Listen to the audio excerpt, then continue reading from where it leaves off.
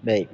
Assalamualaikum warahmatullahi wabarakatuh. Perkenalkan, nama saya Mujidin dari kelas C mata kuliah e-learning angkatan 2023, mahasiswa semester 5. Oke, jadi di sini kita akan membahas mengenai profil aplikasi mobile dalam pelajaran bahasa asing, yaitu di sini menggunakan pembelajaran bahasa Arab. Nah, pada kesempatan kali ini kita menggunakan aplikasi MIS. Nah, ini dia aplikasinya. Bisa dibuka di Play Store, bisa langsung di-download saja. Jika sudah, kita bisa langsung membuka. Nah, tampilannya akan menjadi seperti ini. Nah, sedikit deskripsi tentang fitur utama. Dalam fitur-fitur di aplikasi MIS ini terdapat latihan kosakata, vocabulary, kuis interaktif, audio pembelajaran, permainan edukatif, statistik, dan kemajuan pembelajaran. Nah, jadi di sini pembelajarannya ditata sedemikian rupa. Jadi sebelum masuk ke permainan itu ada yang namanya انظر perkenalan. Nah, di sini واستمع sebelum masuk ke وأعد. permainan itu ada perkenalan dan ada suaranya seperti ini. أنا أنس. أنا قلب. أبي إمام. أمي كبرى. Nah, kalau dirasa sudah hafal, nanti bisa langsung masuk ke permainannya. Nah, nanti langsung bisa masuk. Ini ada banyak sekali ya, disusun sesuai seperti permainan game gitu. Jadi kalau misalnya yang sebelumnya belum dilalui, maka tidak bisa lanjut ke tingkatan berikutnya. Nah, kita coba. أنا أنس. Jadi ada gambarnya, kita diperintahkan untuk memilih gitu ya. مدهش. Nah, jadi langsung ada jawaban, tanggapan gitu ya dari sininya. Terus berikutnya Al-Bait. Nanti ada gambarnya, ada tulisan. البيت. سلمت يداك. سلمت يداك. سلمت يداك. كم أنت رائع. أنت بطل. أحسنت. Nah, رائع.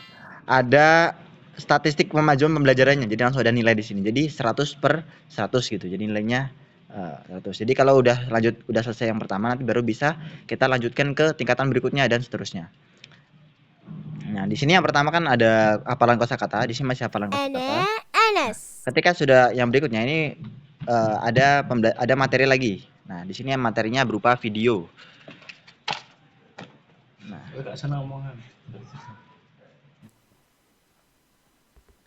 أنا أنس. أبي إمام. وأمي كبرى. وأخي إياد. وأختي بشرى. أسرتي في البيت. nah jadi begitu. Nah, ketika sudah, nanti baru bisa langsung dilanjutkan ke yang berikutnya. Di sini juga ada menulis, kayak kitabah gitu ya, latihan menulis. Terus berikutnya pencocokan gambar gitu. Jadi sama saja, bisa langsung di kayak permainan gitu. Nah, nanti langsung ada nilainya. أحسنت. Nah, konten di aplikasi Mix meliputi kosakata, tata bahasa, audio dan percakapan, dan latihan interaktif. Nah, di sini ada banyak latihan-latihannya. Jadi ada banyak sekali set. Ini kalau di total mungkin sampai ratusan sampai ribuan ada di sini kayaknya. Nah, oke. Berikutnya adalah pemanfaatan dalam pembelajaran. Nah, bagaimana sih pemanfaatan dalam pembelajaran?